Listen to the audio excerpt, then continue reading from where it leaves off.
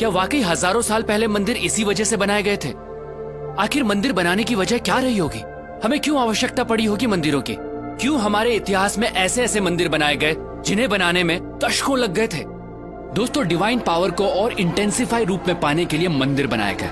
इसे यूं समझिए, जिस तरह साउंड वेव्स को कैच करने के लिए सेलफोन चाहिए, ठीक उसी तरह डिवाइन पावर को उसकी नेचुरल इंटेंसिटी में कैच करने के लिए चाहिए एक पावरफुल टूल, जो है मंदिर। एक तरह से यूं समझिए, कॉस्मिक कनेक्शन के लिए बनाए गए पावरफुल टूल है मंदिर। ये एक पॉसिबिलिटी है उस डायमेंशन को छूने की जिससे हम इंसान बने, ये संसार बना, ये ब्रह्मांड बना। और ब्रह्मांड में दूसरे आयामों से कनेक्शन बैठाने के लिए हमारे पूर्वजों ने न सिर्फ मंदिरों में डिवाइन स्ट्रक्चर स्थापित किए, बल्कि उन्हें कॉन्सिक्रेट यानी प्राण प्रतिष्ठित भी किया। प्राण प्रतिष्ठा मतलब मूर्तियों में जान आ जाना नहीं होता है दोस्तों, ये प्राण एनर्जी की तरह प्रतिष्ठित किए जाते हैं। जी हाँ, मूर्तियों को एनर्जाइज किया जाता है और जब हम उन मूर्तियों के सामने बैठते हैं तो हमें वो एनर्जी महसूस होती है, हमें परेशानी का हल मिलता है, हमारा दुख दूर होता है और हम खुद को भगवान से जोड़ते हैं। ये सिर्फ उन डिवाइन एनर्जीज की वजह से होता है दोस्तों। ये एनर्जी आपका सिस्टम जब कैच करता है तो आपकी एनर्जी बॉडी अलाइंड होती है और आप पॉजिटिव फील करते हैं। जैसे हमें अलग अलग लोगों से पॉजिटिव और नेगेटिव वाइब्स मिलती हैं। देखिए दोस्तों, एनर्जी जो है वो आपके थॉट प्रोसेस से ड्राइव होती है और सामने वाला वही महसूस करता है। ठीक उसी तरह जब हम प्राचीन मंदिरों में जाते हैं तो हमें वहाँ की पॉजिटिव वाइब्स महसूस होती है।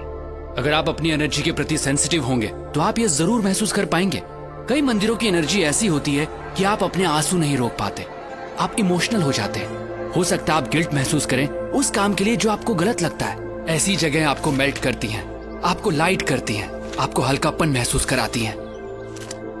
दोस्तों, प्राचीन मंदिर ऐसे एनर्जी सेंटर्स थे जो इंसान की डीप ट्रांसफॉर्मेशन के लिए बनाए गए थे। तभी तो मंदिरों में जाने से पहले नहाया जाता था ताकि आपकी बॉडी उस एनर्जी के लिए और रिसेप्टिव बने। मंदिर कॉस्मोस के साथ अपना कनेक्शन बैठाने की जगह के तौर पर बने थे, जहां आंख बंद करके ब्रह्मांड के आयामों से जुड़ा जाता था। तभी तो आज भी जब हम मंदिर जाते हैं तो कुछ देर आंख बंद करके जरूर बैठते हैं। आप इस दुनिया में कब आए, कब जाएंगे, क्या खाते हैं, क्या कमाते हैं, इससे कोई फर्क नहीं पड़ता। आपको जीवन में कभी न कभी सोर्स ऑफ क्रिएशन से जुड़ने की जरूरत जरूर महसूस होगी। आप उस एनर्जी को महसूस करना चाहेंगे जिससे आप बने हैं। मंदिर उस मार्ग का द्वार है। हम ये नहीं कहते कि सिर्फ मंदिर जाकर ही ये संभव है दोस्तों।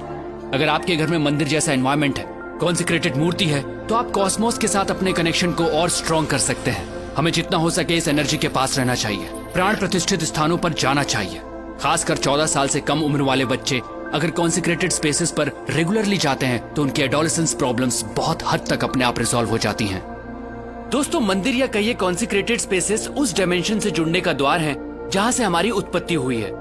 ये एक तरह की टेक्नोलॉजी है जिससे हमारा एनर्जी सिस्टम ऐसे अलाइंड होता है कि हमारा जीवन को देखने का नजरिया ही बदल जाता है। तो अगली बार जब भी किसी मंदिर में जाएं तो वहां की प्राण प्रतिष्ठित मूर्ति और उस कॉन्सिक्रेटेड स्पेस की एनर्जी को अपनी एनर्जी सिस्टम से एक होता जरूर महसूस कीजिएगा।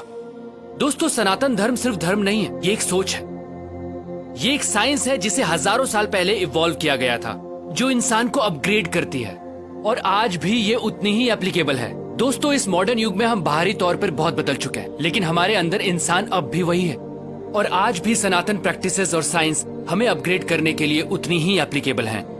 सनातन सोच के माध्यम से मैं ऐसी ही चीजें, ऐसी ही साइंस आप तक पहुंचाता रहूंगा। दोस्तों, अगर आपके दिमाग में भी ऐसी कुछ प्रैक्टिसेस हैं, साइंस हैं, तो आप मुझसे जरूर शेयर कीजिएगा, क्योंकि हमें लगता है इस वक्त वर्तमान में सनातन सोच की आवश्यकता है, क्योंकि यही हमारा भूत है और यही हमारा भविष्य।